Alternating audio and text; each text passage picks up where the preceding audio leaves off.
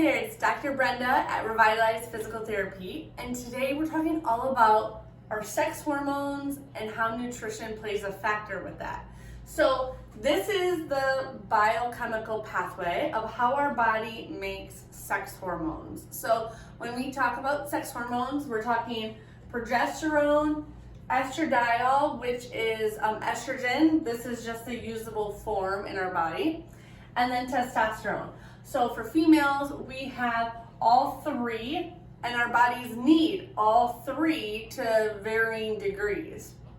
Now, the reason this is really important, because we need our sex hormones to basically drive a lot of our body functions. So some of the more obvious functions are related to sex. So our fertility, our menstrual cycle, how our sex drive is, even really playing a factor with our pelvic health and sex. So for example, if our estrogen levels are low, so that's common after having a baby if you're breastfeeding, and also as you're coming into perimenopause and your estrogen levels start to drop, you might find that you have a lot of issues with vaginal dryness, or maybe more pain with intercourse than you've ever experienced before.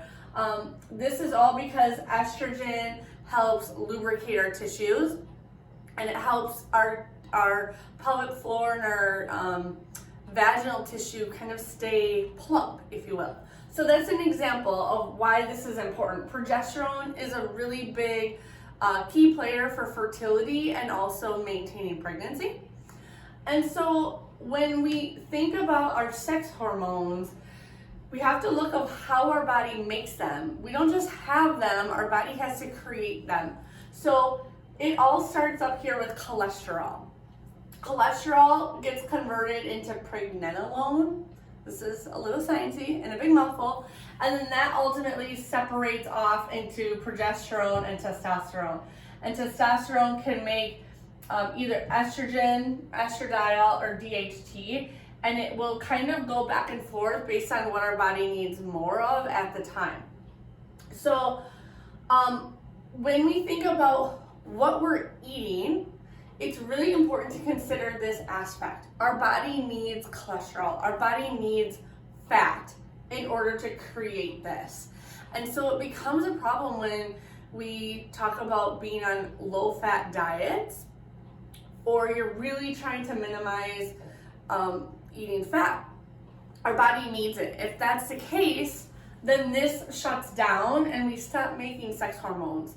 And our sex hormones are important throughout our entire lifespan for all of our body functions: cardiovascular, muscle mass, bone mass, our liver function, cognitive function. They kind of drive all of that. So we want to make sure that throughout our lifespan that we are still eating with that in mind, and making sure we're taking in adequate amounts of fat. And when I say fat, I mean good fat. We want the good healthy fats, things like olive oil, nuts, avocado is a really good source, fish like salmon, anything that's going to give you those omega-3s. Those are examples of good fat that we want. Even grass-fed organic butter is really important. So making sure that we're getting that so this can happen so that we can function how we're supposed to and have long-term health. So keep that in mind. I know some of you might feel like, ooh, I don't know, we've always been told like fat is bad, but if you don't have enough, you might start to see changes in your cycle. Maybe your cycle becomes irregular.